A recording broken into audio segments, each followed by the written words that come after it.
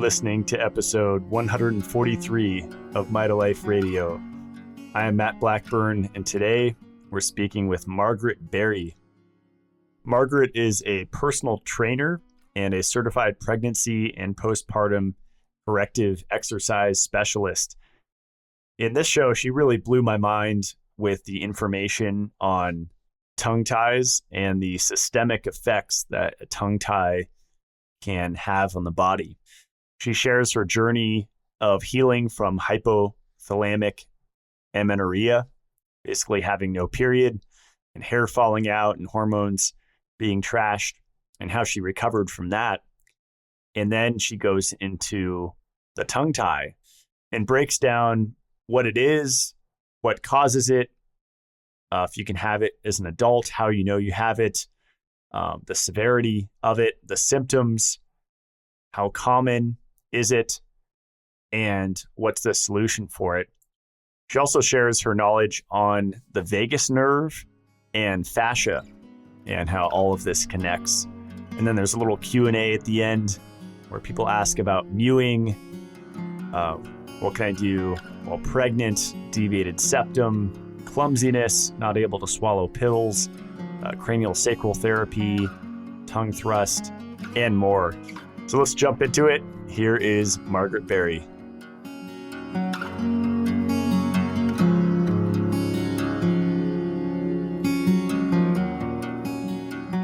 All right, we're here with Margaret Barry. Welcome to the show. Thanks for having me. I'm happy to be here.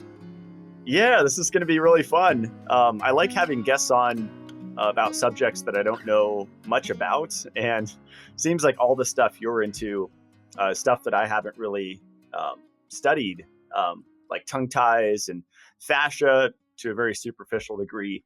Mm-hmm. But you were saying what got you into all this was healing from hypothalamic amenorrhea. It's a mouthful. Yes, it is. It is not fun to deal with either. So yes. Yes. So that kind of catapulted me into this world of both fitness and nutrition and the balance between those two. That's kind of what catapulted me in. So in my late teens, I was really into exercise. I was a swimmer. I was actually a competitive swimmer for a number of years. And I had to stop the sport due to things in life happening. And at that point, I started to get really neurotic about my food and really focused on what I was eating. And eventually, I think if looking back, I could have been diagnosed with some kind of, various eating disorder, whether it's anorexia or binge eating or orthorexia or all three. I could have had all three based on looking back at those different phases. But it was really like my own prison that I made for myself in my mind, because I was so hyper focused on this one thing, which was the input and output of my body. And I just let that take over my brain and really take over my life. And I mean, I remember there's a time where I was not in my day. There was like not a time that I was not thinking about, okay, what am I going to eat next? What am I going to do to exercise to burn it off? And looking back, I think that it was me just striving for control in my life. I felt like the other areas of my life were out of my control. I was like, 18, 19 years old at the time.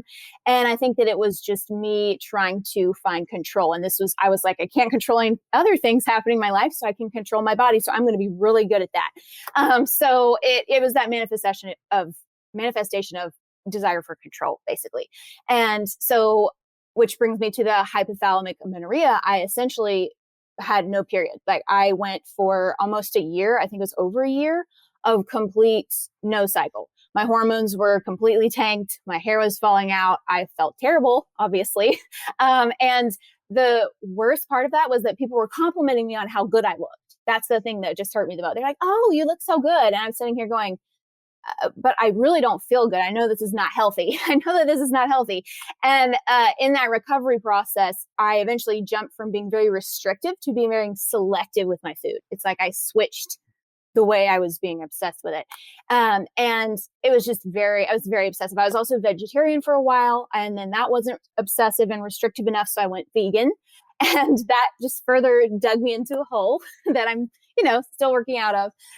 But anyway, I remember at one point I got so disillusioned with nutrition altogether. I was just like, I don't even think this matters. Then I started to research female hormones. And I mean, I just used Google, right? I was just Googling how to raise progesterone when you don't have a period. And, the advice that came up was actually fairly decent advice. Thank goodness, because I was just a 19-year-old, 20-year-old using Google. But it came up with, you need to eat more food. You need to have enough body fat. Female body needs to feel safe in order to reproduce. And so I kind of realized that I was going to have to gain weight. And that was really scary for me too, to realize that I was going to have to gain weight to get myself out of that. And I wanted to have children one day. So I knew that that was important.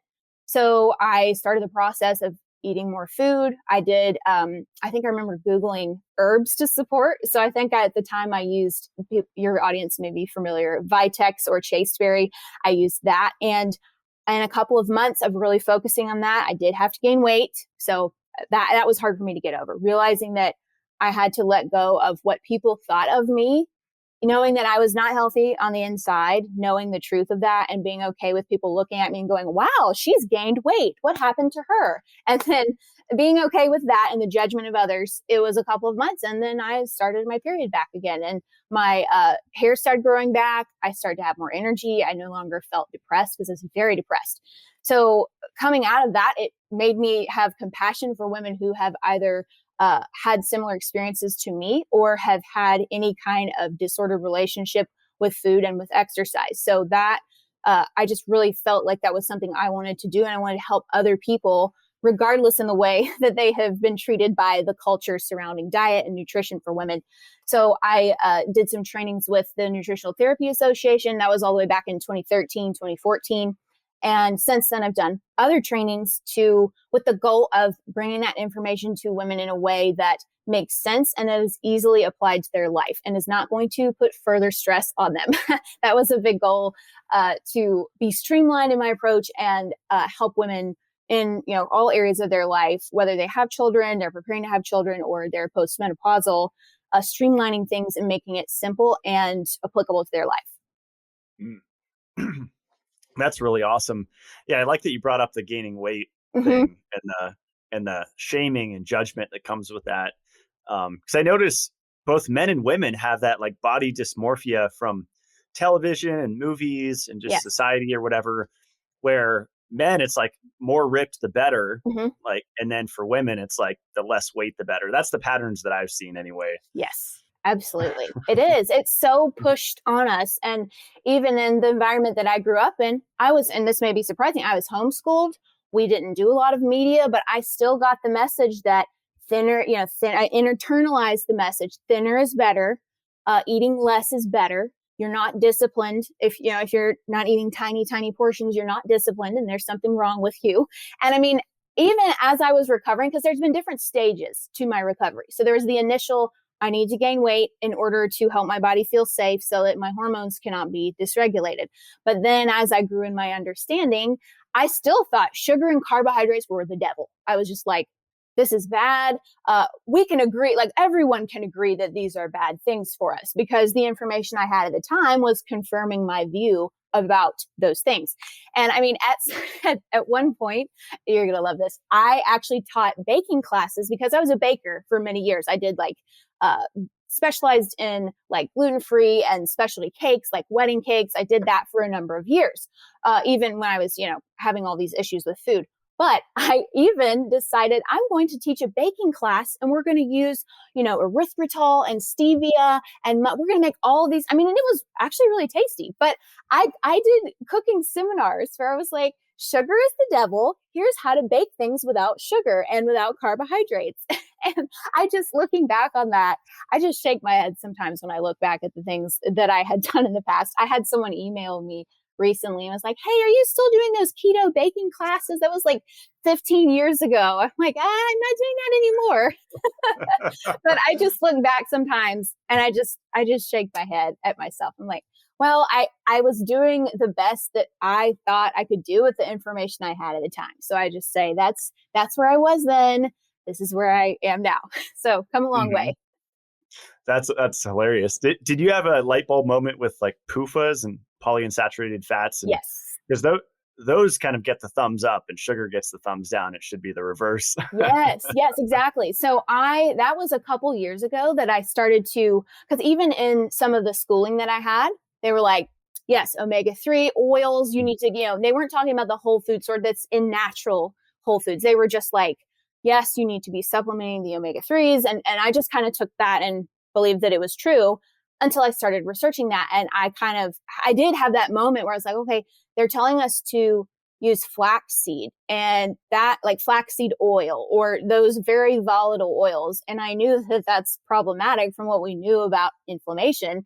And it's like it's the reverse. It's when you think that this is wrong, but it's actually can be beneficial, especially for people in stress. And as I've been working with people who are totally stressed out, that's one of the worst things they can do is lower their carbohydrate intake and increase that polyunsaturated intake. I mean, and everyone's slamming nut butters and, and that's, if someone enjoys that, that's fine. But if you notice that you have any of those symptoms related to having too much of that in your body, that's something to look into because it's a big piece. It's a missing piece. People don't talk about that. And like I said, even in my schooling, they kind of, hammered some of that. And I didn't question it at the time, but a couple years down the line, I was like, that doesn't make a lot of sense. You taught us the biochemistry, but then you just kind of said, like, for example, when they say, okay, the primary fuel of the cell is glucose, but we really, really, really need to be fat burners because that is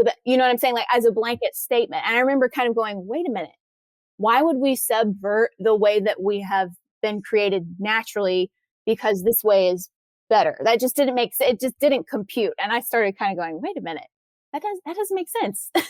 Yeah. There's a lot of mental gymnastics that that's done too. Like they say, burning 1 mole of fat produces more ATP than burning 1 mole of glucose, and all these little things get thrown around. And yeah, I think the picture is a lot bigger. I was actually talking to my friend last night, Max, about my fruitarian days, and I think my record for eating bananas in one sitting was like 23 or 24 bananas in one sitting. Wow.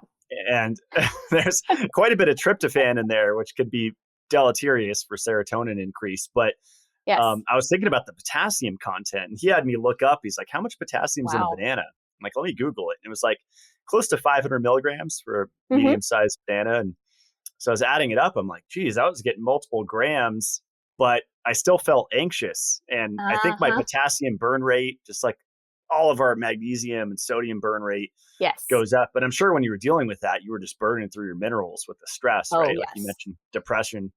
Yes, absolutely. And actually over the last couple of years, I've really gone deep into minerals, which is, I think I found your page when I was going really deep into minerals because that is it's like, I was like, that's the missing piece. That's one of the missing pieces of people's health. And again, in my training, they kind of were like, this is one of the foundations of health, minerals. And I was kind of like, that's nice. Magnesium, sodium, potassium. That's cool. Moving on. And then I started diving deeper into it and really really looked at that and was like, wow, this actually, I probably had a really high magnesium burn rate. My sodium and potassium was probably completely tanked from all of the stress that was going on and the restriction. So yeah, looking back, I could have easily typified myself as how burned out I would have been on my mineral profile from that. Mm-hmm.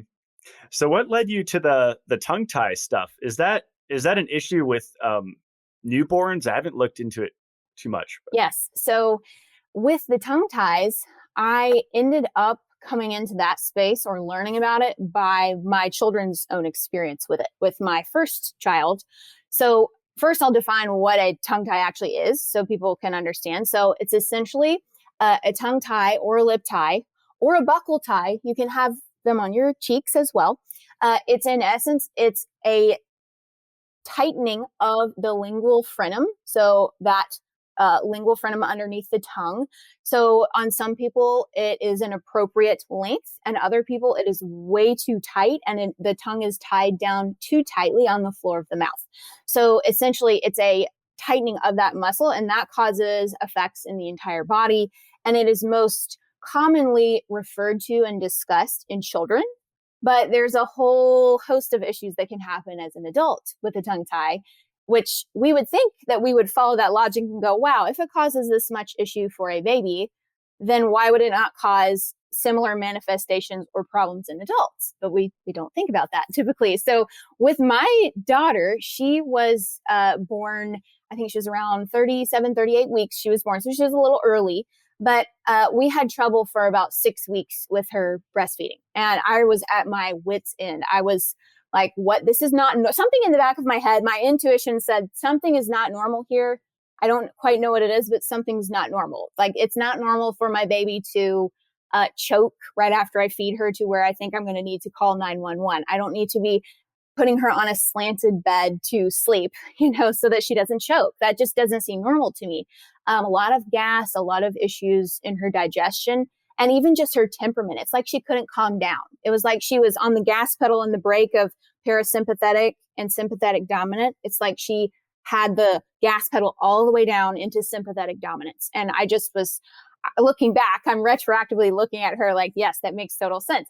So I had heard from a friend of mine that her daughter, is actually my sister-in-law, had the same thing, a tongue tie with her daughter. And she very kindly mentioned it to me when she was 6 weeks old. And I had heard about tongue ties. And I said, oh, not my baby. Like, I pay attention to my nutrition. This couldn't be a problem for my baby. No. So she had brought it up again when my daughter was about 6 weeks old. And at that time, I was like, I'm ready to see if this is an issue for my child. Because we had been told by the pediatrician, lactation consultant, no, she doesn't have any tongue ties. That's not a problem. Or it's overdiagnosed. It's massively blown out of proportion. So I just, again, being naive, first time mom, I just took their word for it. But when I talked to my sister-in-law, I realized I need to go have this assessed by someone who is trained specifically in the function of the orofacial myology of the face. So we went to a pediatric dentist. We had her assessed, and he clearly showed us this is why she's unable to stop swallowing so much air when she's breastfeeding, why she can't get as much milk, in one feeding, and she's feeding every hour. He showed us clearly with her mouth in the appropriate way. This is why it's a problem. And so we said, okay, we'll have the procedure done. And it takes literally less than 20, 30 seconds to get that taken care of with a laser, use a laser. And I remember when we were coming into the room after she'd had it done, I immediately latched her. And the latch was completely different. I was sitting there going, my eyes got big. I looked up at the doctor and looked at my husband. I was like, this is completely different. It's like she's able to open her mouth further. She's getting more milk, and she slept the longest stretch she had ever slept in 6 weeks of her life. She slept all the way home, which was 2.5 hours. She slept after I got her out of her car seat. She'd never slept that long because she couldn't get enough milk because of her swallowing issues. And she also it was finally like her system was resetting a bit. Her parasympathetic nervous system was able to actually interact in an appropriate way.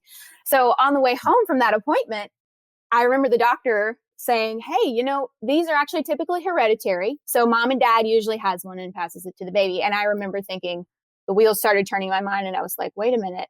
So on the way home, I took a picture of my mouth. I still have that picture of my mouth where I was like, do I have a tongue tie? And in my mind, I was researching on the way home, and I said, well, I don't know. Maybe I'll check into it later on. So that was 3.5 years ago. And it kind of took me until this year to understand the impact, especially with regards to the fascia system, myofascia, and that impact, understand that and want to take action on it. So it made a huge difference for both of my children because I have two. And with my son, we learned our lesson, and we went when he was 3 or 4 days old. Right after he was born, we had him assessed by the same doctor to make sure that he didn't have any tongue and lip ties, and he did. So coincidentally, he's actually a more calm baby than she was because we got that done, like taken care of right away. His body was able to adapt to it very easily. So essentially, it can be a problem for children. It's most commonly talked about, but for adults, absolutely, it can flow over into that as well. Wow, that's amazing. First question with the procedure, like, cause you mentioned it's a tightening. Does the laser just loosen it up, or does it cut it a little bit? Or Yep, it essentially cuts the tissue that is holding it down to the floor of the mouth. So it can. Some doctors will use scissors or other ways of. Usually, it's scissors or laser that they will do. So, and typically the tightening occurs. It's the shortening. It's basically it's been shortened too much. And so when you cut that, it oftentimes lengthens the tongue more, and you have a longer tongue. Your tongue can move more in your mouth. So it essentially frees that up with either the laser or the scissors. And having had it done as an adult, which we will talk about, that was really cool because I always wondered what it was like for babies and how it was when you're getting your tongue tie released. It was very cool. So yeah. So I know with nutritional deficiencies in the mother, like all the kids, I had braces. Mm-hmm. I had a friend with a headgear that was really Yes. embarrassing. And, I'm sure you're familiar with Weston A. Price, the Mm-hmm. dentist that studied indigenous cultures. And there's that retinol, vitamin K2 piece, Mm-hmm. B vitamins. I'm sure there's a lot of things involved, magnesium, minerals. But children being born with a tongue tie, have you researched like the nutritional deficiencies associated with that? Yes, I have a little bit, and I have some theories as to why we're seeing more. Because that's usually a question that people ask is, okay, well, back in my grandparents' day, we didn't hear about people having tongue ties, although there are different accounts of that happening back in the day. But so with Weston Price, there's a really cool overlap with Weston Price that I just love because, he was studying the ability of the palate to develop in a wide, balanced manner so that all the teeth can fit in the mouth. And he saw that, of course, with the introduction of the refined stuff into the diet and people not eating their traditional cultural foods. He noticed that correlation of the narrowing of the palate with the introduction of those processed and, refined foods that were more Western influenced into these cultures. Pasteurized milk, they were drinking raw milk and now they're doing pasteurized, stuff like that. So it's really cool because if the tongue is resting in an optimal position in the mouth, the palate develops over the tongue. So I've learned this from the people that I have, asked about this because as I meant to say this at the beginning, but obviously I'm not a, pediatric dentist or a myofunctional therapist. However, I've researched this for 3.5 years. So I do know some about the connections there, but the tongue actually, if it's sitting correctly in the mouth, the palate is able to develop over it in a balanced and wide manner. So I was born with a narrow palate. I had palate expanders, like you're talking about the headgear and all that. I had palate expanders to expand my palate when I was maybe 10 or 12 years old. I had a thing to help me with my bite. I had a lot of different headgear going on with that, different things that are interventions in the mouth. But it really comes back to that, that nutrition causing the body to either, basically, I guess the word would be kind of co-opting that and not able to form optimally as it should. So in the case of Weston Price, he had studied that connection with the palate. And so when I saw that, I was like, oh, the tongue, that makes sense. If the tongue is in the right spot, palate develops optimally. So with the tongue ties, there is indication. There's some research, there's not a lot, but there are some connections to the that gene mutation that everyone has, the MTFHR that everyone loves to talk about. There is some connections with that, and also with the addition of iron and folic acid to people's food that is not naturally found, in the food supply. So enriched products and all that kind of stuff. So there is some connections there. There is also a connection to hereditary aspects of this. So for example, and this, when I explain this, I'm always like, it sounds kind of harsh, but it actually is true. So for example, back in the day, let's say 1700s, 1800s, if there's a baby born with enough of a severe tongue and lip tie, then they would actually not be able to eat well. Because back then, let's say the mom doesn't feel like she's producing enough milk. She hands it off to the wet nurse or someone else who is a lactating female. You hand it off to her. She would nurse the baby. Well, if the baby literally could not get enough milk or they couldn't even get the bottle to feed the baby, they did not have the type of infrastructure we have these days to take care of babies who are not able to eat for one reason or another. So back in the day, the baby may not survive. The baby would not pass their genes of the really severe tongue tie to offspring because they might actually not survive. So in our case, we're seeing more of that because there is a actual hereditary aspect, like for people who have the shape of their ears or, the birthmarks that they have, that can kind of, be hereditary sometimes too, different physical characteristics. So it makes sense in a way that the tongue tie would be something that is similar to other hereditary conditions. But that's just interesting because they wouldn't have survived to pass on. But these days we do have the infrastructure to help babies who maybe couldn't have nursed survive. So we're just seeing that. That's why it is so common, I think. And it's more common than ever these days because we've had a long time since 1800s, 1600s for people's bodies to change, especially with the different processed things that we're bringing into our diet as well. That's really interesting. That's fascinating, the connection with MTHFR too, because Morley, a frequent guest on the show, he said that's copper deficiency, basically. He shared a really fascinating study detailing how that's true. And you mentioned iron and folic acid, which I think both of which deplete copper, definitely iron. Yes. So maybe like a generational copper deficiency, which started a long time ago. Yeah. And then with ascorbic acid, how many people, and I admit back in the day, full disclosure, I was like, ascorbic acid is the same thing as vitamins. I told my mom, I was like, no, Mom, it's actually the same thing. It's molecularly the same. And looking back, I'm just like, Margaret, no, you are depleting your copper. You don't want to be getting rid of that with ascorbic acid. So yeah, it makes me wonder. I love how people will be like, well, it's just like that. They will say it is just hereditary, but then my mind goes to, okay, no, like you don't get histamine intolerance as a hereditary thing. You actually can have issues with copper and the DAO enzyme. Like you can have issues with that is, obviously influenced by your genetics, but there's an underlying deficiency going on that can cause you to manifest that in your body. For sure.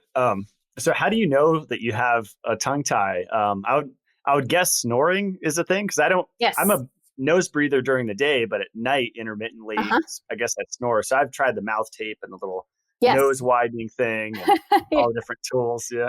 Yes. So there's a lot of different symptoms, and it kind of depends on, how severe it is or what your issues are as to what classification of tongue tie. There's 4 different classifications for severity. And a lot of times people can have a anterior tie or a posterior tie. So depending on where the tissue is anchored most deeply, sometimes it doesn't look that bad. And then they get in there and they're like, oh yeah, this is actually more restricted on one side or the other. That's why your spine is curved, or that's why your hips are hiked, because it all operates on that same spectrum of the fascia and how it interacts with the body. But yes, snoring is definitely one that is common. It's an issue with the airway as well, like the body protecting its airway. It doesn't feel like you get enough air. So grinding of the teeth. Now, a lot of people associate that with parasites. I've heard that, it is associated with parasites too, some people would say, but it can be an issue of your body, again, trying to protect that airway. It's kind of a stress response of the body is grinding the teeth, and that actually has impact on your airway. Another thing is difficulty swallowing, or feeling like it's hard to swallow, or you choke on things a lot. That used to be me. I could choke on air. Before I could choke on, I could be talking here and be like, just a minute, I'm choking. Choking on liquids. Also, headaches and migraines are hugely, especially tension headaches. Not so much migraines, they can be related to other things, but really tension headaches, especially if they recur on one side or the other, can be totally associated with that. And that again has to do with the connections there in that myofascial chain of the body and how that interacts with it. And also neck, back, and even facial pain can be related to that, because you have that connective tissue, the fascia, it's all over your entire body, and it operates on a spectrum so that if you pull on one end, so if you're thinking about you had a netting in front of you, if you pull on one end, it's going to affect things that are distant to that pull. So if you have the tongue pulling towards one side or the other, it can affect the position of your skull, which can affect the position of your shoulders and hips and everything up and down that kinetic chain. And that can lead to excessive tension in areas of the body that are recruited, because the tongue cannot be used properly, because the tongue's a muscle. I'm all about, with the training I do with women, is I do fitness training as well, the different modalities that I teach. And I'm always reminding people the tongue is a muscle. So if the muscle is weak, what happens when you have a weak muscle? Well, it usually recruits other muscles in the area because it's weak. So the tongue is anchored in the neck. So it's going to be recruiting muscles in your traps, in the back of your neck, in your face, in your jaw, in the muscles, this muscle that comes here from your ear to your collarbone, and even the muscles in your traps. It's going to recruit all sorts of different muscles to compensate. Also, TMJ is another thing that is hugely impacted. before I started the therapy for the tongue tie release, I had no idea that I could not move my tongue independent of my jaw. Whenever I moved my jaw, my tongue would move. Whenever I moved my tongue, it was just I could not figure out how to get it to work. But it's amazing how the body learns. The body's very smart, and it learns how to move correctly when you give it the tools it needs to. So there's a lot of other ones, but those are some of the main ones. And then there's also, even with speech, so speech issues or issues pronouncing things or being tired, like talking makes you tired. You feel your mouth feels tired, your throat's dry the next day. I had no idea that was related until I started looking into it. So there's a lot of more, but those are, and even digestive issues too, because of the connection to the vagus nerve, which is something we can go into as well. The digestive issues, swallowing extra air, similar for babies as well as adults. So there's a broad spectrum, but many things that you wouldn't think are connected to a tongue tie can be connected to a tongue tie. That's really fascinating. Have you ever heard clients tell you like growing up, it hasn't happened as much, maybe since I raised my magnesium, I'm not sure, but my neck would kind of lock up. Yes. Like it would almost feel like it would pop out of place somewhere and then pop back in. It was a really weird feeling, but it would be really uncomfortable, almost by my Adam's apple. And right there in the front. Yes. Yes. Yeah. And I also thought about that with relation to potassium, because I also had trouble swallowing back when I was super duper potassium deficient. So potassium and magnesium, they're interacting in the way the muscles are actually contracting and relaxing. People always think of magnesium as like the only thing that can affect that, but totally potassium. I had no idea. I had no idea that potassium was also affected by that. So yeah, muscle tension for sure, especially in that neck and even around the throat too, can be connected to those muscle imbalances that are there too. Wow. So I'm inspired to get an assessment. Can you do that? Just go into a practitioner and what do they do? Like just stick your tongue out and they look at it? Or? Yeah, they have you usually do some range of motion tests. So at my dentist, he took an assessment of, your range of motion. Can you do this? Can you do that? And I remember being shocked at how I could get the front of my tongue up. Because if you think about the tongue, like if you hold your hand up at a 90-degree angle with the fingers towards the floor, if you think about that, you want to have the entire tongue on the roof of the mouth. But a lot of people only have this part of their tongue up because this part is tied down.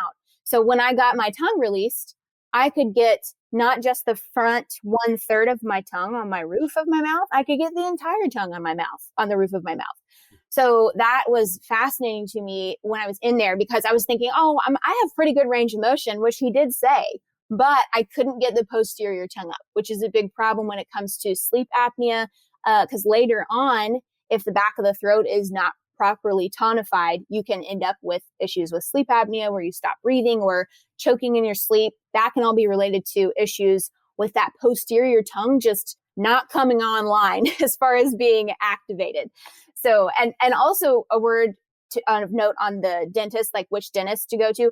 It depends on in your area. There's different websites that you can look to make sure that someone knows what they're looking for and is well educated, because there are good pediatric dentists or functional dentists, and then there are ones who are not as trained in the area. So with mine, I knew taking my children there that it would be a good option for me as well. And it was fun for him to see me as I was like, well, you've done this release for my 2 children. I'm here now for mine. So that's hilarious. How much does it cost generally to get the procedure done? Yeah. So it varies by state, but I've heard as low as $250 and as high as $950 to $1,000 on the actual procedure being done. My provider did where if you had any buccal ties, which is a tie on the cheek, or if you had an upper or lower lip tie or a tongue tie, it was all included in one price.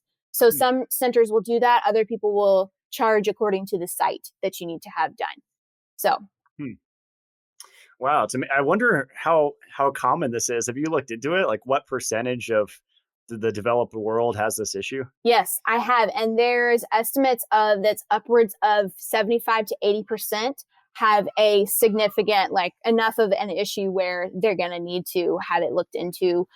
So yeah. And I mean, of course, the people there's a whole segment of the medical community who completely denies the existence of tongue ties whatsoever, who says that they're not a thing, they're overdiagnosed, they are a fad. That's my personal favorite when I hear they're just a fad. I'm like, no, it's not a fad. Just talking to the people who have had it done as on themselves or on their children, they can tell you that it is most certainly not a fad. So it is a pretty high percentage of people. But I think that unfortunately, most of the symptoms that come from having a tongue tie are just commonly accepted for adults. It's just normal to snore, to have sleep apnea, to have issues with flexibility. Oh, I can't touch my toes, I'm so inflexible. Or issues with headaches or neck pain or chronic spinal issues and misalignments that just come up. I think that that's accepted as normal. So we just don't look further for a root cause to why is this occurring on this level. Wow, that's incredible. Yeah, because I've dealt with all those issues off and on. I mean, not so much headaches, but a lot of the other stuff, maybe 80% of what you mentioned, I've had at some point in my life. So I probably have that going on.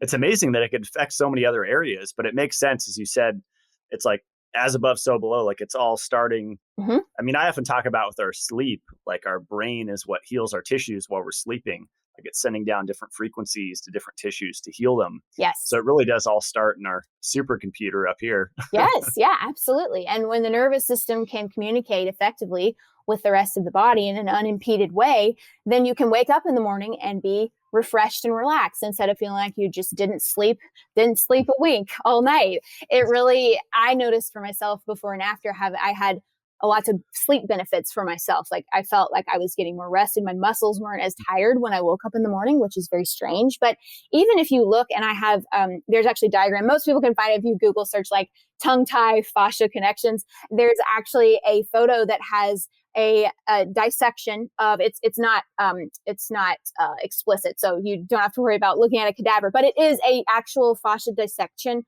of a cadaver, and you can see the tongue, and it goes through the lung, through the diaphragm, through the quadratus lumborum, a muscle that connects your rib cage to your hips. It goes all the way down into the pubic symphysis. So on either side of the pubic bone, on the sides of the legs, it goes through there of the fascia, and it actually goes through to the back of the knee, and it goes down to your big toe. So next time you lift your big toe is connected on the fascia to your tongue, all the way up that line, because everything in that plane operates in relation to each other, because all the fascia is connected to all of the other fascia, but sometimes there's that direct line from the top of the body all the way down to the bottom. So it's just amazing that is so connected to everything. It really is. It goes through all of those areas.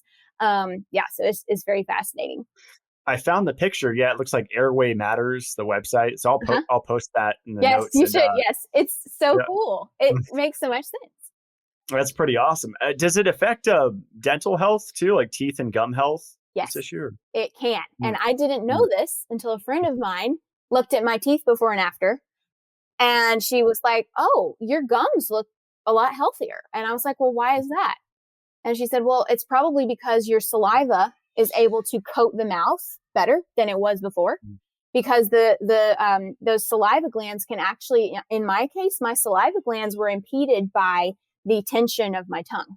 So they were not able, after I had the release, I was drooling because I was finally producing saliva. And of course, saliva has all those good digestive enzymes in it. So I think it helped my digestion too, but it can affect their oral health, like in a huge way. So, if you have that saliva is what prevents the enamel from having problems in your mouth. It can actually protect proactively against that. And also, if you're not mouth breathing, you're not getting in bacteria that's not supposed to be in your mouth or grow in there. It's supposed to be, you don't want to have a lot of oxygen going through your mouth. You want the oxygen and air to go through your nose. So it can have benefits for oral hygiene as well. That's incredible. Yeah, I found a study talking about vitamin K2 and teeth health and how K2 regulates the pH of your saliva. So probably the combo of those can do a lot for dental. Oh yeah, for sure. K2 is K2 is awesome. It helped me because I had earlier this year, I was working through a calcium shell. So I used K2 and that helped me so much get that calcium back where it's supposed to go. Because my teeth were no longer sensitive. My dentist was kind of like, "Oh, that's cool, huh? Noting for later, your teeth are no longer sensitive because you remineralized them. We don't care about that." They were just sort of dismissive, like, "Oh, that's nice." I was like, "This is very cool. I had this problem and I don't have it anymore." Yep. So talking about fascia, kind of a good segue It's my understanding, correct me if I'm wrong, that fascia is kind of like the electrical highway that electric currents run throughout our body. And that can get dysregulated in so many ways. Tongue ties is one of them. Yes, for sure. And I also, there's different ways of pronouncing, I'll say this too, fascia or fascia. And I just say fascia because the person I learned from said fascia. So I pronounce it that way. But essentially, if you think about it's like a giant spider web, and it has neurologic properties, like you mentioned. It's got proprioceptive properties, so it tells you where you are in space. It's like an extension of your nervous system, which is super cool. The healthier that is, the more we will be able to know where we are in space. And it also has physiological functions, and it also helps you move lymph. So the lymphatic fluid flows along the fascia. So if you have an area of fascia that is dehydrated, or it's not receiving and giving water, it's not flowing through, then you can have stagnation, you can have pain there as well. So that's another connection to that too. But I like to describe like the fascia itself as if you've ever sectioned an orange out, and you have those sections of the orange and they have that white pithy stuff in it. So you look on the outside, it's got the white pithy stuff, and then you break the orange apart further, and maybe you cut a section of orange in half, and it's got all of those it looks like little raindrops of orange juice that is surrounded by this thin layer of, connective pith of the orange. So that is similar to what's happening in our body, is that everything in your body is encased, and everything in your body is encased in that fascia. Every single organ, every single muscle, everything. So people only think of the fascia as the stuff that, you cut into, if you're cutting into somebody to operate on this, that's just that white stuff on the surface before you get into the organs. But it's actually part of the organs. It's part of the muscles. It's everywhere and in everything. So it's all interconnected, and you can have signaling issues with the nervous system through the fascia. If there's an area that's been injured, you can have, areas where they're injured or they don't have enough blood flow, or if you're just not moving, because the fascia adapts to the positioning of your body. So if someone's hunched over the computer all day with their shoulders up to their ears, their fascia will adapt to that position and say, okay, this is our new homeostasis. Let's stay here, which is not good. So it's very important to understand that you can actually improve that by retraining your body's positioning, making sure that you are hydrated, and also make sure you have minerals in there as well, because the minerals are connected to all of that. They actually help. There's even evidence that it can help with some of the formation of fascia itself, like the actual synthesis, along with stem cells in there as well. So there's a lot of connections there. And, the fascia can also sense, pain. It can actually sense pain, or there's those nerve endings in the fascia. And there's actually, I learned this a couple years ago and it completely blew my mind, but it's that there are actually more nerve endings in your fascia than in your muscles. So you have your muscles, but the fascia is encasing every individual muscle fiber. Every single little bundle of muscles in there is encased in fascia. And that is why you have more nerve endings there than even in your muscles. So when you are stretching that, when you're moving in those ways, you're actually hydrating that fascia, and you're bringing yourself more into balance neurologically as well. That's incredible. Have you looked into the connection between fibrosis and the fascia? Yes, my mind was blown, because I know some people who deal with that.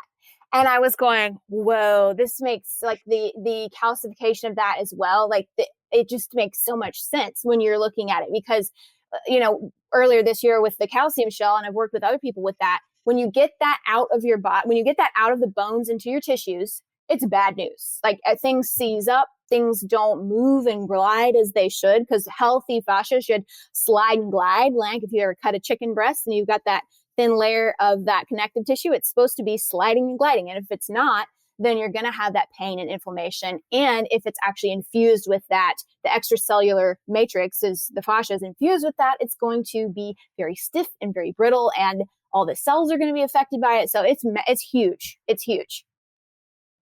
That's incredible. Wow. Yeah, that's a whole rabbit hole. I think I heard about the fascia from Thomas Myers. Yes, I've taken a class. Yes, and he's still teaching. Cool. He is one of my favorite resources. If you go, Anatomy Trains is his work.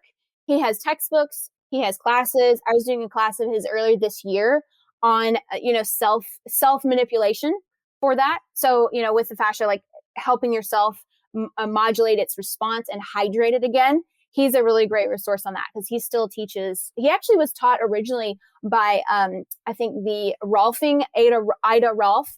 He was one of her students, which I didn't realize until recently. I was like, oh, that makes total sense.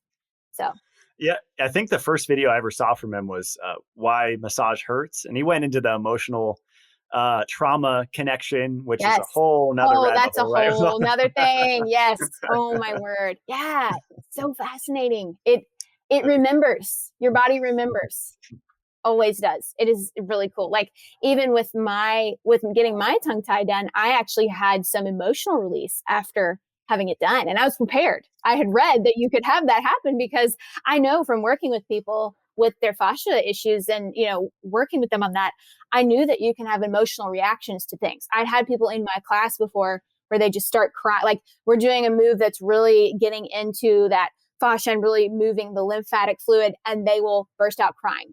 And they're like, I'm sorry, I don't know why I'm crying. Like, it's all good. It's good. This is good. You need to get it out. So I knew after I had mine done, when you release that tension that's been held for so long, you can actually have emotional releases because your body does store that. It remembers it. It always remembers the trauma. So if you're in a car accident, your body remembers that. The parts of your body that are involved, they remember until you can kind of get in there and reset and help that trauma to have a safe way of, expressing itself and getting out. So I was prepared, but I was still kind of like, whoa, this is a lot of emotions I'm feeling. And I don't remember, I don't know why I'm feeling them. So it was just very emotional afterwards. So. That's incredible. Yeah. I love all the different modalities that we can use to facilitate that. Like for the last few years, I've been playing around with sensory deprivation floating. And that's something that I've noticed where a memory that I thought I forgot that I didn't care about comes to the front of my mind. And then I have like a shake and I feel like it's getting released. Yes. You know what? So after I had something happen like that, that's interesting you mentioned that because when I was coming out of the office after my tongue tie, which I was already emotional because I was like, this feels so amazing. I mean, I had a release happen physically while I was on the table, while he was in there. My neck kind of it did something I've never been able to do with it before, which is actually relax it in and activate the back of the muscle instead of the front while I was on the table. My psoas released, my feet went from being, one was turned out more than the other while I'm laying on my back, and both of them were, fell out to the side by the end. So my mind was blown. We were in the car and I had this where I kind of got a little shaky and I got kind of like, we need to go home. Why are we driving? We need to go home. And I kind of got in this weird state. And I think it was my nervous system re-regulating. And I've talked to other people who've had their tongue ties released as adults. They've had the same thing. And they were like, I warned them about it. I was like, I don't know if this is going to happen for you, but it was about an hour after I had it done where I was in the car and I was like, oh man, something's happening. I'm shaking a little bit. I don't know if this is normal because I knew, like at the time I had the procedure done, I didn't know anyone personally in my community, anyone that I knew personally who'd had it done as an adult. I only knew babies. Had had it done. So it was uncharted territory for me because I was like, well, I have my theories on why this is going to help me, but we'll see if it actually does. But I remember being kind of surprised about having that reaction to it. And it makes that, like what you're saying, it makes sense with that connection to the nervous system, remembering that. That's really cool. Have you heard of anyone that, like is surgery the only option, that procedure? Or have you ever heard of anyone? I mean, I have trouble thinking that there would be a way to naturally stretch that out or release that tie. Yes. Unless it could take decades or something of doing something. That's a good question. So my understanding is it, of course, depends on the severity. So if it's someone that has a really, really restricted tie, however, the therapy that you do to prepare for a release, which is what I chose to do, I knew that this makes sense. If you break your leg and you're like, I don't need any rehab help to help me. I don't need any PT. It's fine. I knew that was not going to, I needed somebody to help me with rehabbing and relearning to use my tongue. So the therapy that you do can actually be so helpful that people will start seeing results from the therapy, and then they will get the tongue release, and it's the icing on the cake because they already were working on good oral resting posture, and then it's finally able to reach up there. There is a guy, I think it's called the Gillespie method, and that is a way it's basically with craniosacral therapy, which I did afterwards, after my release as well. But Gillespie method is something that people will sometimes do to see if they can get that tension out to release. And maybe sometimes a cut is not necessary, but it definitely depends on the person as to how restricted they are. And it's not necessarily based on the appearance too. Most people think, okay, you look at it and it tells you if you have a tie, and it's more about the function. So someone may have a tie that doesn't look that bad, and then they try to do one of the things that they tell you to do when you're getting released, and you're like, I can't even do that. So it really depends on the person, but there can be, like, for example, I have before and after pictures of one of the moves that I learned when I was preparing for the release. I have before and after photos of how my actual suction and hold, you actually suction the tongue up to the palate. I have pictures showing that I did lengthen that a lot by just doing the suction and hold exercise that my therapist gave me to do beforehand. So there is, you can move that, but sometimes it's how much can you go before you actually need to release the tethered tissue that's in there. So. Yeah, interesting. Yeah, I had horrible vision and I wore contacts and glasses for years, and I tried the Bates method and the figure 8 and the eye exercises and Yes. pinhole glasses, and did those things for about a year and had zero improvement, probably because I wasn't on vitamin E and niacinamide. Yes. I don't know, but I ended up getting LASIK and I don't regret it. Like, I still have 2015 vision. I think there's a place for procedures for sure in the natural health world. I was wondering, does that procedure hurt when they use the laser? It sounds like it would. So I actually, it's different for every provider. Most providers, when they do babies, they will do a little bit of a numbing wipe in there for them to make sure that the tissue is not like you're just going to burn it off of you. They kind of do a little bit of wipe in there to numb it before they do it. Now, when I had it done, I had a he put a wipe on it for me before putting in some of the local anesthetic to numb that actual part of the tongue. So the procedure itself was completely painless. In fact, I would love to relive that, because the release that you get on your neck, and I have before and after photos of my neck where I couldn't lean back. I couldn't look up to the ceiling.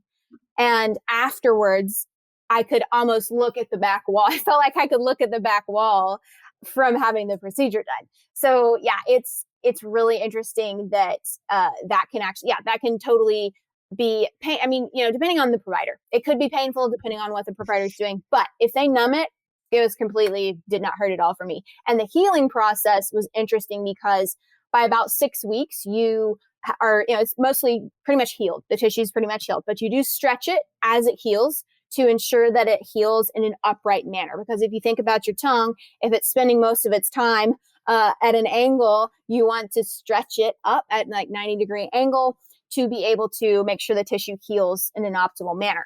And the first thing that I remember after having the tie released was that I could touch the back of my throat with my tongue. The uvula in the back, I could touch all the way back. And sometimes I still do that to this day. Like, wow, I have so much more mobility. This is insane.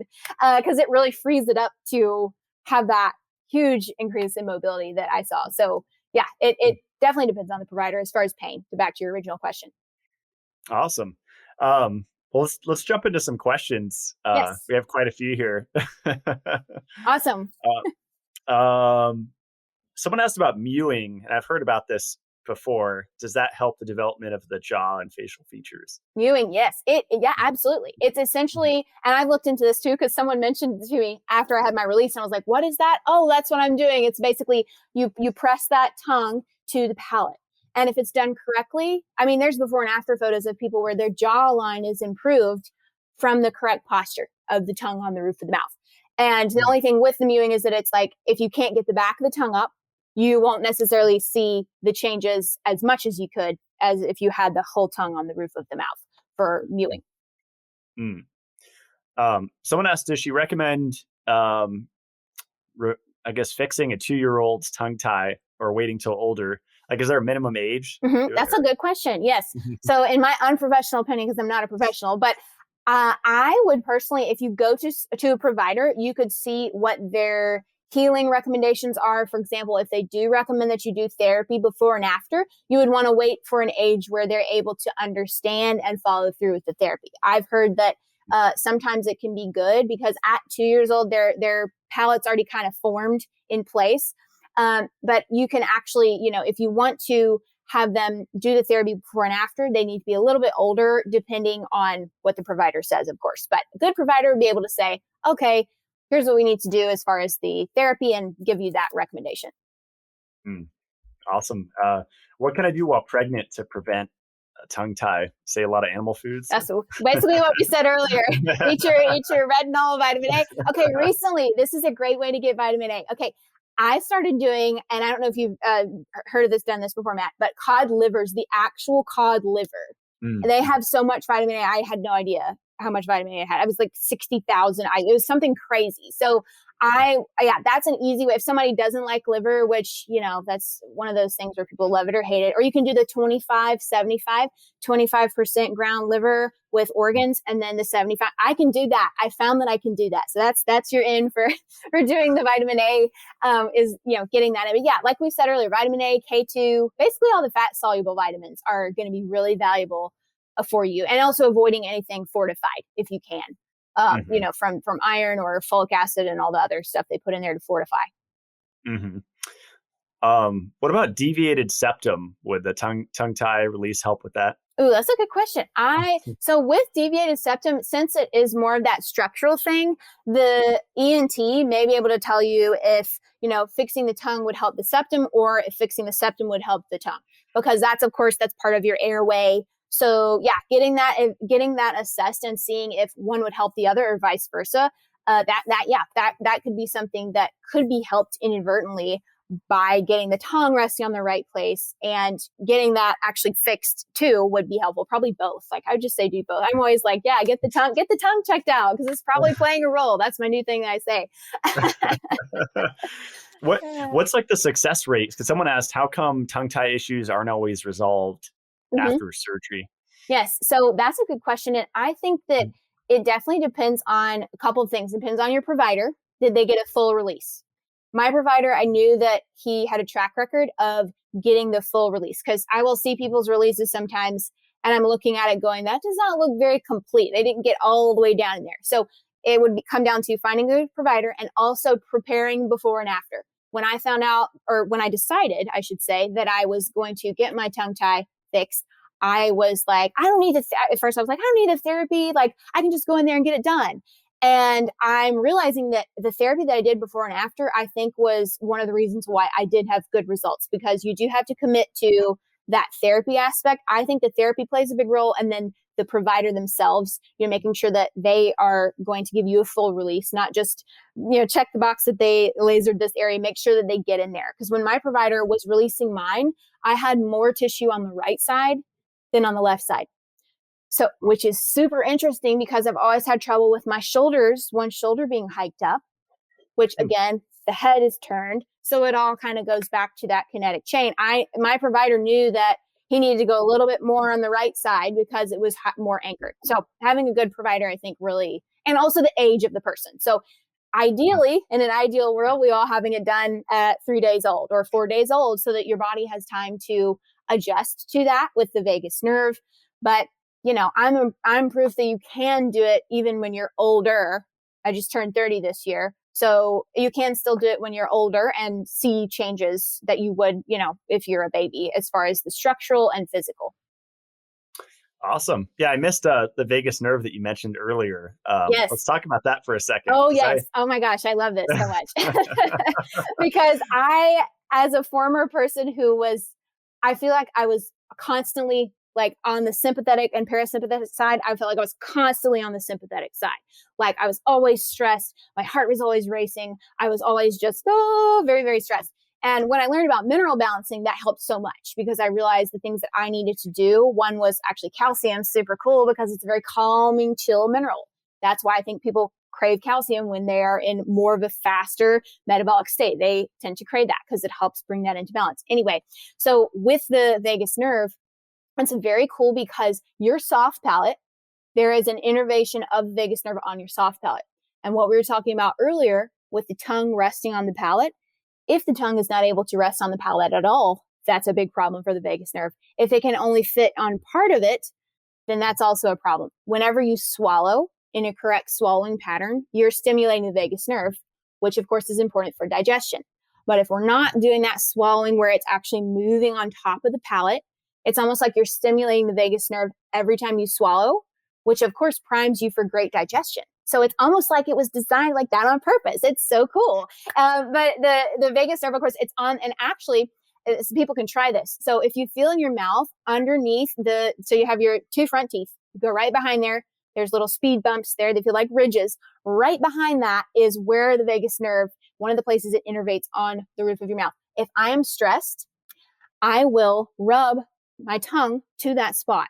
My therapist taught me that. I will rub it, and I feel like immediately my heart rate starts to come down. I feel a little more centered and grounded. It is so cool. It's very much connected to that.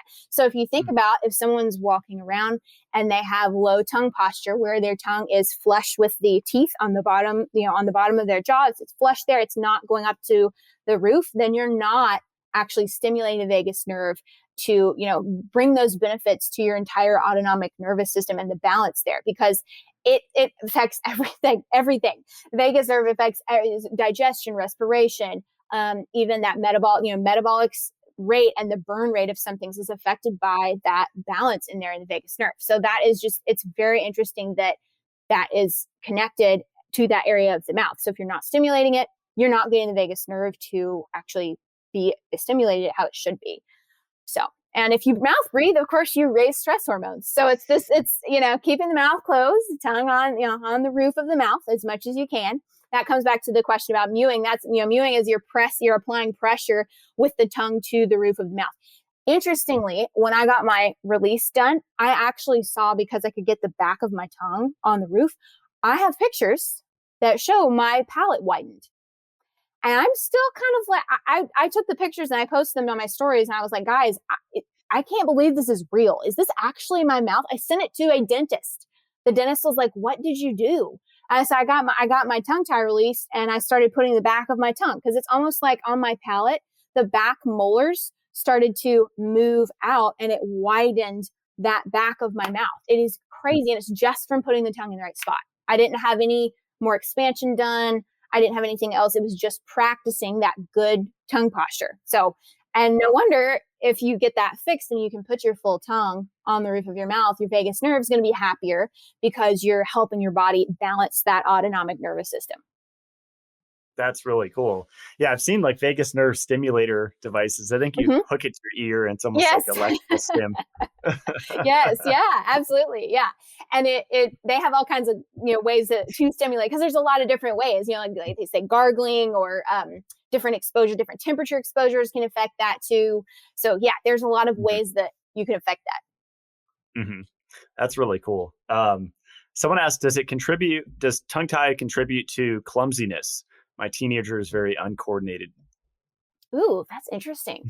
Well, I guess if it's affecting their kinetic chain, then it could be connected there. And if it's affecting your fascia, it's affecting your proprioception, like I said earlier. So it could be, but also I think a lot of times when we're growing and we have our legs are longer, and maybe they grew 2 inches in the last week because we're in a growth spurt, sometimes we can tend to be more clumsy. I was totally clumsy as a child. So, it could be, but also it could just be, it's a thing that their body's getting used to. It's almost like, when I've been pregnant, my center of gravity changes, and I have to navigate differently, and I may drop things more or run into more things because my body's figuring out where I am in space. So that could be what's going on. Mm-hmm. Can tongue ties be related to not being able to swallow pills? Yes. I went from having trouble swallowing one pill. This is just my experience. I went from trouble swallowing one pill to I can do 5 or 6 capsules at one time with no problem. And my airway also has improved, I think, because I can actually swallow more now. But it can be, because ideally, if you're doing a good swallowing pattern, which I'm still retraining, that's the thing. It doesn't stop when you just get the tongue done. You kind of are repatterning. It'd be like learning to walk again with a knee replacement or a hip replacement. You have to keep, my foot's ducking out a little bit. I need to bring it in alignment with myself. So if you learn to swallow correctly, you'll ideally be able to have the food there or the pill, and then the tongue kind of brings it back in one motion. So instead of choking or gagging or being unable to swallow pills, you can actually have one smooth movement, to bring it back. And I can't, like, the difference for me swallowing now, knowing the right way, it's so much easier. And my face was doing all the work. I look back at pictures of myself and my face was doing the swallowing when my tongue was actually supposed to be, it's a big muscle. It's supposed to be pulling that back for me. I wasn't letting the tongue work. So it can be, that's something to look into if you struggle with swallowing food, or if you tend to choke on things, or even pills. That's something to explore. Awesome. Importance of cranial sacral therapy after revisions. Are you a fan of that after getting the procedure done? So I did do cranial sacral. I did a combo afterwards. That's something that I was reading about that could be helpful. So I did, with my release, I had it done. I did a little bit of craniosacral and myofascial release before, and then I did some afterwards to kind of keep things going. And the benefit of the craniosacral therapy is that as your nervous system is learning its new regulation, of course, that brain stem at the back and all the way down to the pelvis, all of that is connected. So whenever you're changing things up in the, at the jaw, at the, at the back of the throat, at the neck, you're going to be affecting things further down south on that kinetic chain. So when the therapist can help you release any restrictions that may be impeding your movement of your tongue or your jaw. So it can be helpful, especially if you have someone who's knowledgeable. My therapist got to see before and after on me, and she was actually like, wow, there's a difference in your tissues before you had this done and after you had this done. So that's fun. If you find someone who can work with you before and after, you can kind of, they can see the difference before and after. And then it's validating for you as well, because you remember what it was like trying to get that knot out of your back that just wouldn't let go. And then after the tongue tie, it's almost like when you get that released, your muscles let you go in further to release things that it was too guarded on. It's almost like your muscles are like, oh, we're not going to let you in because we're in this sympathetic mode. And then you get the release. The nervous system can calm down, and then you can actually get in there and have it released. So yes, that can be a very helpful tool. I noticed that when I would have it done and then I do my tongue stretches, my tongue was really loose and like able to move a whole lot. So they sometimes do work on the inside of your mouth as well, which is completely wild, but it feels great on either side of the mouth. They'll have you, doing some releases, and, they can even give you some homework on things that you can do. So yes, that can be helpful. Awesome. That was great. How to know if it's just a tongue thrust and not a tongue tie too? That would kind of depend on, I would say, the therapist or the person working with you to know if a tongue thrust is connected. Because obviously tongue thrust can be like it's connected there with the way the tongue is moving. But yeah, I would get that assessed and see if it is a habit or if it is a result of a compensation from the tongue tie. Awesome. Let me see here. It's a lot of repeat questions that were sent in. Oh yeah, there's always a few popular ones. Does it hurt? That's the number one. Right. Let's see. Yeah. Why are there so many more now? Too much folic acid, glyphosate. So you think it's iron and folic acid are big ones, huh? I do. I have theories. I think those are two of the big ones. Yes. Just how everything's so enriched that with all this fake stuff that our body is like, well, what do we do with this? Right. Yeah. We're getting hit pretty hard. We are from all angles. So yes. Yep. Let's see. Pain level and recovery. Yeah, I don't know if I asked you this earlier. So does it hurt when you're healing from the procedure? Yes. Yeah, it can. It's although I always tell people I do have a high pain tolerance just generally. I've been told that by people before. But for me personally, it was not nearly as bad as I was expecting it to be. I was thinking I'm going to be miserable for 2 solid weeks. It's going to be awful. So I did end up doing some of the ibuprofen that the doctor recommended after. And I only needed it for 2 days. And I needed it to help me be able to do the tongue exercises I needed to do right after to ensure success of the surgery. But after that, after the 2 or 3 days, I did some arnica gel on it. I did a blend that had arnica and I think chamomile and a couple other things to help with swelling. And honestly, it was very manageable. If I'd known how much better it would be than I had made it in my mind, that I would have probably got it done sooner. Because that was the biggest impediment for me, was being worried about how bad was it going to hurt, and am I going to just be miserable for 2 weeks? I mean, I had meetings with clients 3 days, 4 days after I was talking.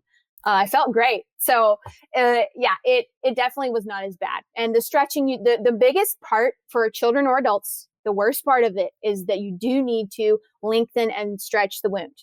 And for me personally, past maybe a week, a little bit over a week, it was just minor soreness when I stretched it. And I was, after having had my children's done and doing their stretches, I thought, oh my goodness, this probably hurts them. They must really not like this. Really, they just didn't like my fingers in their mouth, because when I had it done as an adult, when I was doing the stretches on myself, I was like, oh, this just feels like I'm pulling my tongue back. It's not like I'm torturing myself. So that helped me know for my children, maybe what they were experiencing, that it was not, I don't know, it was not quite as bad as I had thought the stretching, that aspect would be. But that is something to know.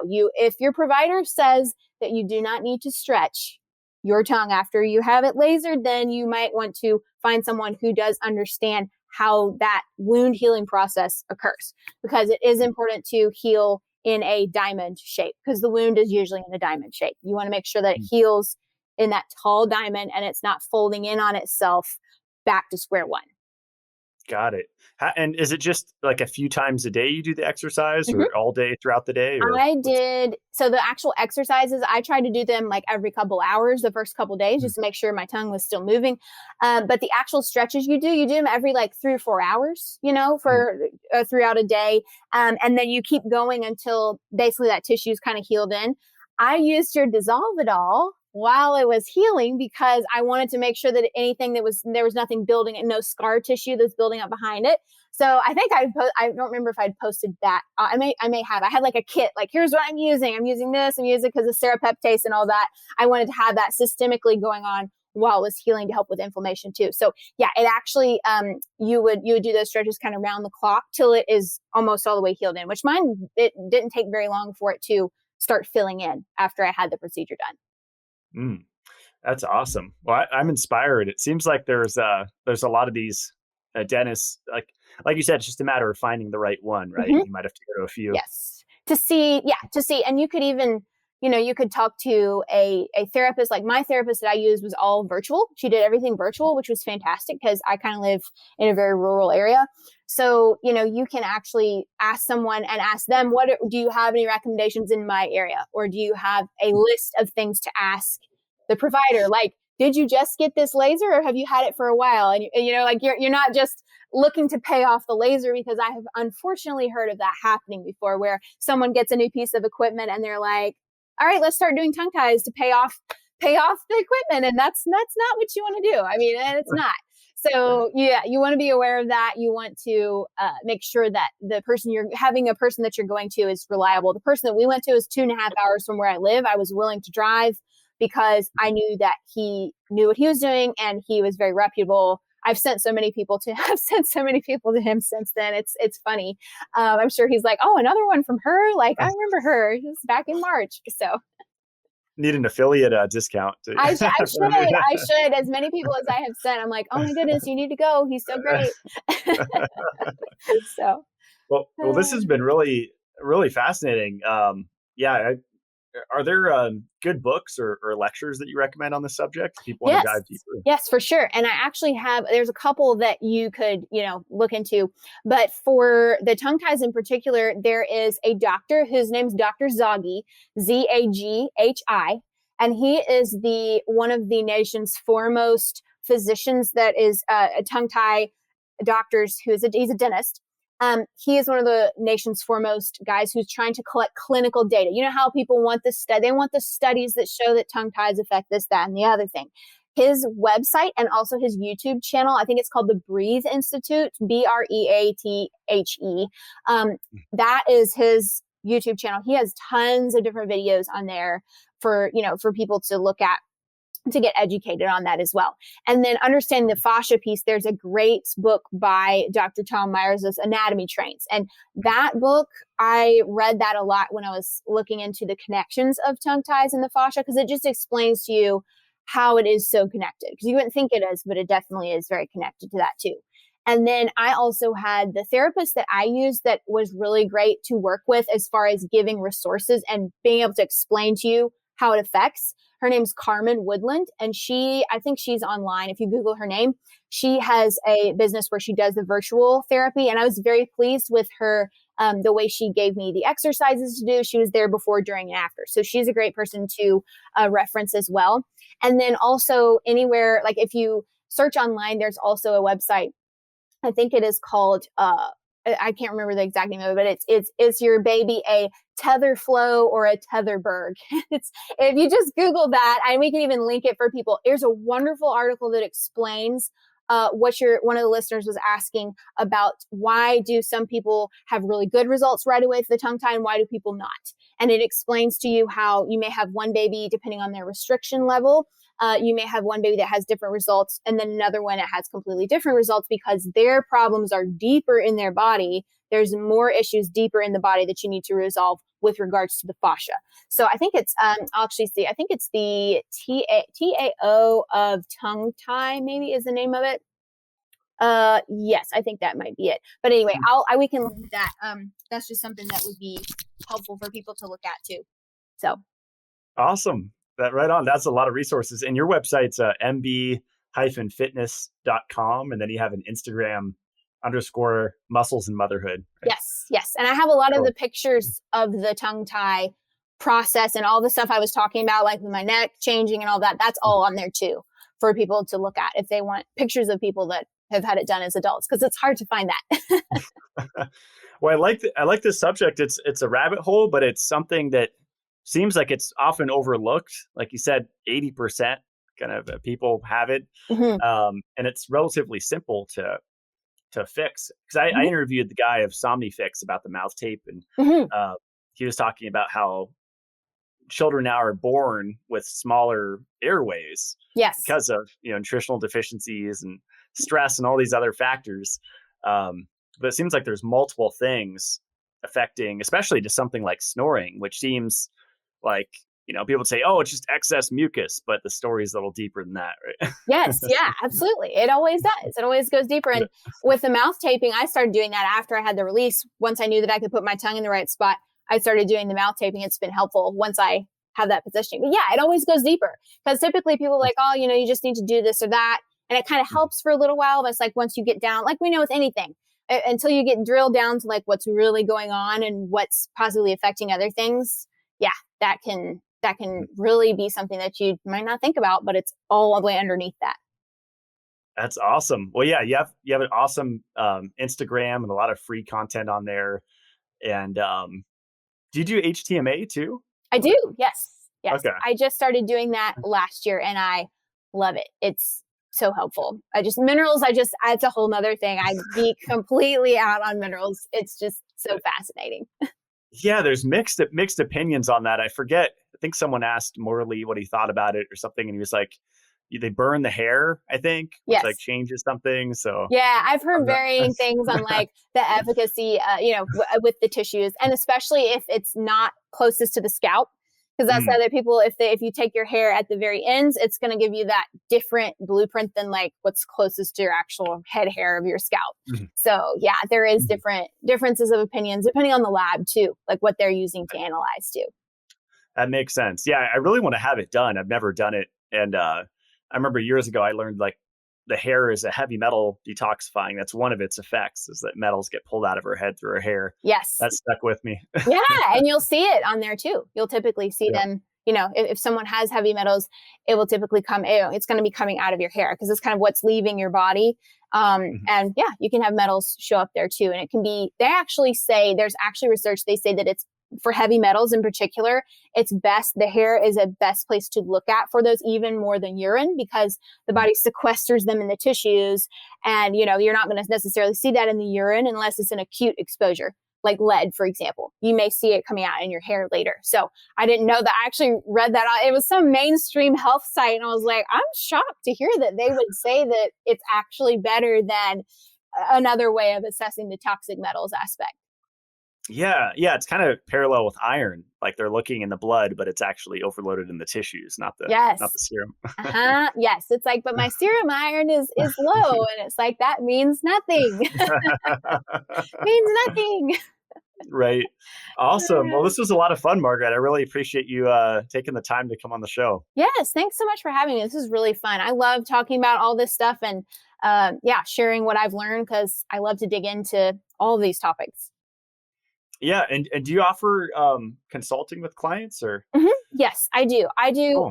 I primarily, kind of back to my story in the beginning, I do work with women on improving their metabolic health. So if they've completely tanked their metabolism, I work with them on that one-to-one. But I also have a course that is coming up that's going to teach the metabolic, how to help women in particular with their metabolic health, especially if you're coming out of, over exercise, under eating and restriction. So I do, I have like many different, and people are like, wait, they come to my page. You're like, wait, are you you're the tongue tie person, but you don't actually do that. You just talk about it and educate. But then you also I'm like, yes, I have many hats.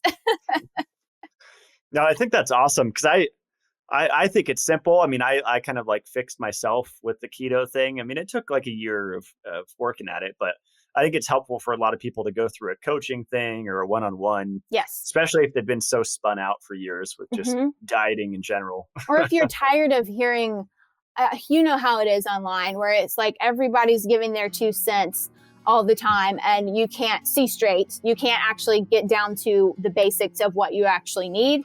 So, and especially for women too. I feel like men are kind of like, all right, we just fix the problem. We have to fix the problem. You just 1 + 2 = 3 and you go. And then women are like, but wait a minute.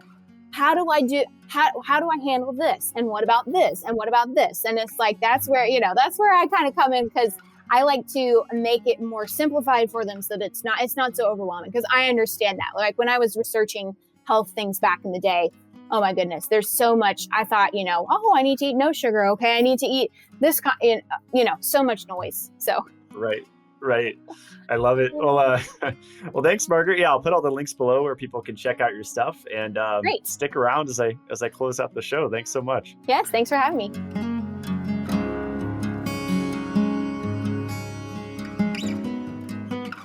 Wow. Tongue ties. Who would have thought that it has that profound of an effect on different parts of our physiology? I thought it was fascinating when Margaret said that there are more nerve endings in the fascia than the muscle tissue. That was pretty mind-blowing to me.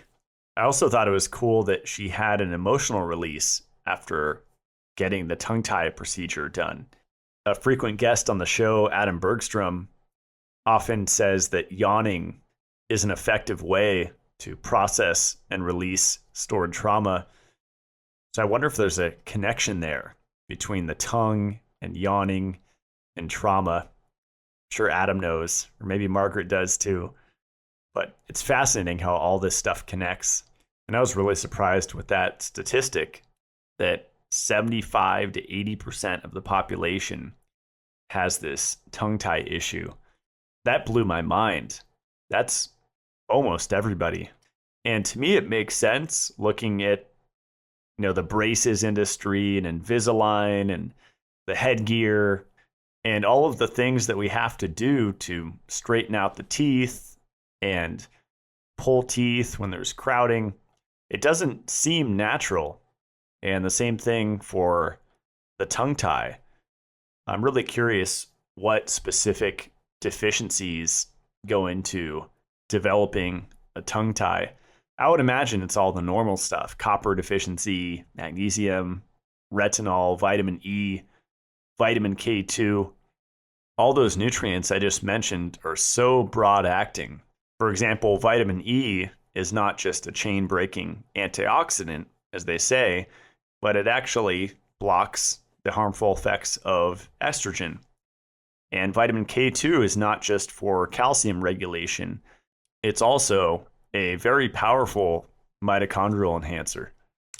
I think if expecting parents paid more attention to their liver health, both the mom and the dad, then there would be a lot more healthy babies created. Because retinol, vitamin E, and K2 deficiency is so widespread, not to mention copper, magnesium, potassium. But if you get all of those things in place, I think that we can avoid most, if not all, of the health issues that children have right out the gate. So if you want to dive deeper into Margaret's work, you can go to mb-fitness.com, and she offers workouts and nutritional therapy. She also has a blog, and her first blog post was actually on fascia, and that was a really good read. And Margaret's Instagram is _muscles and motherhood. I know that I'm going to dive into the tongue tie rabbit hole more and more. She definitely inspired me to, and I'm almost 100% sure that I have it myself. You can find my work at matt-blackburn.com. I have blog posts, recipes, all my recommended products, and recently I've been putting some more love into it. I put up the biggest ticket item so far. It's a float therapy chamber from Serenity Floats. So if you're opening a spa or a health retreat, or you're just an extreme health optimizer like myself, then you can get a home sensory deprivation float tank. And they make either a closed pod with a lid or an open pool setup. And I think they have the best. I almost went with a cheap one, and I'm really glad I didn't, because I know that these are built to last. And I actually had an interview with the owner of this company, Max Casa, and that was a really fun show talking about the benefits of magnesium and the benefits of sensory deprivation on the nervous system. I also put the FlexBeam red light up there. I don't know of too many light therapy devices that are portable, that you don't have to have plugged in. So this one's really cool because it's battery operated. Several years ago, I invested in a wrist light charging device called the Quantlet that went on your wrist, and it could beam in green light, red light, and even blue light if you want to wake up the start of the day. And I really felt it, but it did break after about a year. And so ever since then, I've been looking for another portable light device. And I think a lot of the power is in the red part of the spectrum. And so this is what this light provides. It's only red light, but you could wrap it around your wrist, your arm, your thigh, your ankle, even your chest, your back, your stomach, if you're having digestive issues. And what I've been doing is just wrapping it around my torso and just beaming it right into my gut. And I think that red light therapy, in combination with everything that I talk about, even just using a few things to synergize, like vitamin E and methylene blue, those two go really well with red light therapy. I think that red light is incredible at charging the body up just like a battery. And if I go too long without using my red light machines, I definitely feel different. I definitely don't feel as energized. People don't realize that red light actually fixes the engines of your cells, the mitochondria. It's like souping up your engine. And so you have better fuel economy and fuel efficiency. And if you want to check out my supplement company, you can go to mitolife.co. And there's a lot of exciting things in the works, working on new products. Half the product line is still sold out, but the vitamin E is still there as of this recording. That's been going fast. Actually, a record number have been sold in the past few weeks. So get that while you can, the mixed tocopherol PUFA Protect. That is a combination of mostly alpha and gamma tocopherol with a little bit of delta and beta tocopherol. And from the studies that I found, the gamma and the alpha isomers work together really well to prevent lipid peroxidation. And when you add medium chain triglycerides to it, like MCT oil, there's even a stronger synergy. So whether you were raised on a lot of PUFAs, not only from the seed oils that are talked about now in mainstream alternative health, but they'll talk about the dangers of canola oil and rapeseed oil, and then in the same breath talk about the benefits of fish oil. and omega-3 DHA supplements like algae oil or krill oil, the fact of the matter is those are just as poisonous as the industrial seed oils. And nobody wants to say that because you're going to step on toes. This is a multi-million-dollar industry, perhaps billion, that is really profiting off of people's disease. I truly believe that the omega-3 industry and the pharmaceutical and sick care industry are in cahoots together. They're working together. I truly believe that. And when you throw vitamin E in the mix as an antidote, as the studies show, as you increase PUFAs in the tissue, you decrease vitamin E. I have a couple studies on the site, one from 2015 by Radersdorf, vitamin E function and requirements in relation to PUFA, and it goes into the specific ratio of milligrams of PUFA to alpha tocopherol. And then I have another study from 1991 from Baxter on the problematic nature of vitamin E requirements, net vitamin E. And that study talks about the ratio of vitamin E to alpha tocopherol as well.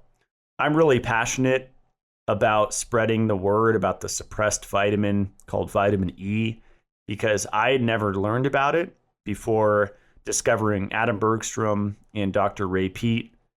And no one ever told me that consuming omega-3s as DHA, as algae oil or krill oil or fish oil, that was going to deplete my vitamin E.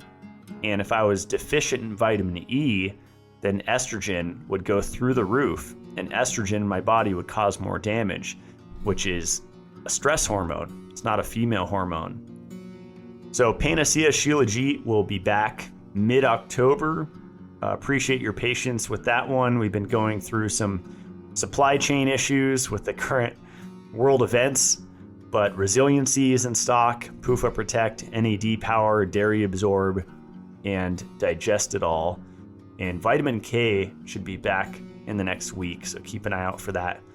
So thanks for listening. I release a new episode every Friday. Please share this with your friends if you enjoy it, and I'll see you guys next week. Stay supercharged.